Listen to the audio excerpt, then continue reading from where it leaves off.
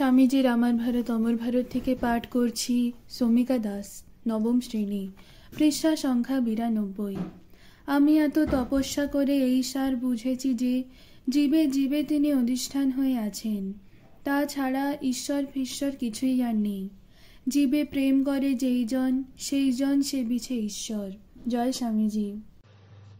স্বামীজির আমার ভারত অমর ভারত থেকে পাঠ করছি রনি মান্না, দ্বাদশ শ্রেণী, পৃষ্ঠা সংখ্যা 37। এমন সময় আসবে যখন শূদ্ররা তাদের শূদ্রসুলভ বৈশিষ্ট্যগুলো সঙ্গে নিয়েই প্রাধান্য লাভ করবে, অর্থাৎ বৈশ্য ও ক্ষত্রিয়ের বৈশিষ্ট্যগুলো আয়ত্ত করে শূদ্র জাতি যেমন প্রধান হয়ে উঠছে সেরকম নয়। শূদ্র প্রকৃতি এবং আচার ব্যবহার সম্পূর্ণ অক্ষুণ্ণ রেখে সব দেশের শূদ্ররাই সমাজে একাধিপত্য লাভ করবে। তারই পূর্বাভাস পাশ্চাত্য জগতে ধীরে ধীরে দেখা যাচ্ছে এবং সকলেই তার ফলাফল ভেবে আকুল। সোশ্যালিজম, অ্যানার্কিজম, নিহিলিজম প্রভৃতি সম্প্রদায় এই বিপ্লবের অগ্রগামী ধ্বজা।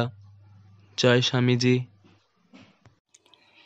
স্বামীজির আমার ভারত অমর ভারত থেকে পাঠ করছি বর্ষা সাহ, নবম শ্রেণী, পৃষ্ঠা সংখ্যা 101।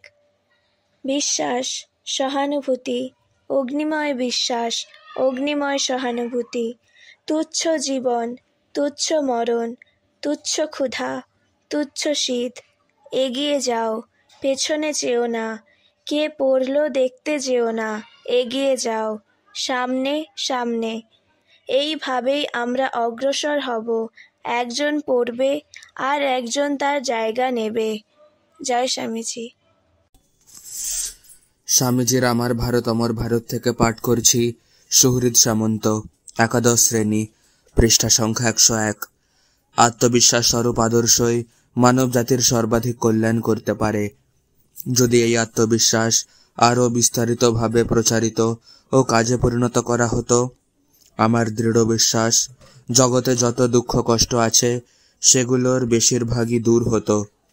সমগ্র মানব জাতির ইতিহাসে মহাপ্রাণ নরনারীর মধ্যে যদি কোনো প্রেরণা অধিকতর শক্তি সঞ্চার করে থাকে তা আত্মবিশ্বাস। জয় স্বামীজি। স্বামীজির আমার ভারত অমর ভারত থেকে পাঠ করছি রূপসা খাড়া, সপ্তম শ্রেণী, পৃষ্ঠা সংখ্যা 142। মনে রেখো, মেয়ে মদ্য দুই চাই, আর তাতে মেয়ে পুরুষের ভেদ নেই। হাজার হাজার পুরুষ চাই, স্ত্রী চাই, যারা আগুনের মতো হিমাচল থেকে কন্যাকুমারী, উত্তর মেরু থেকে দক্ষিণ মেরু দুনিয়াময় ছড়িয়ে পড়বে। ছেলে খেলার কাজ নেই, ছেলে খেলার সময় নেই। যারা ছেলে খেলা করতে চায় তফাৎ হও এই বেলা, নইলে মহা আপদ তাদের। জয় স্বামীজি। স্বামীজির আমার ভারত অমর ভারত থেকে পাঠ করছি পৃষ্ঠা সংখ্যা 15। শুভ্রজিৎ মাঝি, সপ্তম শ্রেণী। অপরকে ঘৃণা করতে থাকলে কেউই নিজ অবনত না হয়ে থাকতে পারে না। এর অনিবার্য ফল এই হলো যে যে জাতি প্রাচীন জাতিগুলির মধ্যে সকলের শীর্ষস্থান অধিকার করেছিল, সেই জাতি এখন সব জাতির মধ্যে তুচ্ছ তাচ্ছিল্য ও ঘৃণার বস্তু হয়ে দাঁড়িয়েছে। জয় স্বামীজি। স্বামীজির আমার ভারত অমর ভারত থেকে পাঠ করছি রিমি মল্লিক, ষষ্ঠ শ্রেণী, পৃষ্ঠা সংখ্যা 109। জাতীয় কল্যাণের জন্য চিরকালই, অতীতকালে যেমন বর্তমানকালেও তেমনই, প্রথমেই আমাদেরকে খুঁজে বের করতে হবে আমাদের জাতির সমগ্র আধ্যাত্মিক শক্তিটি। ভারতের বিক্ষিপ্ত আধ্যাত্মিক শক্তিগুলিকে একত্র করাই ভারতের জাতীয় একত্ব সাধনের একমাত্র উপায়। ভারতবর্ষে একটি অখণ্ড জাতি গড়ে উঠবে তাদেরই সমবায়ে, যাদের হৃদয়তন্ত্রী একই আধ্যাত্মিক সুরে বাঁধা। জয় স্বামীজি।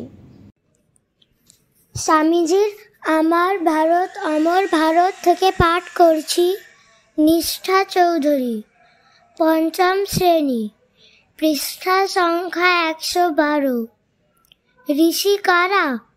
তিনি ঋষি যিনি ধর্মকে প্রত্যক্ষ উপলব্ধি করেছেন, যার কাছে ধর্ম কেবল পুঁথিগত বিদ্যা, বাগ্বিতণ্ডা বা তর্কযুক্তি নয়, সাক্ষাৎ উপলব্ধি, অতীন্দ্রিয় সত্যের ঠিক যেন মুখোমুখি সাক্ষাৎকার।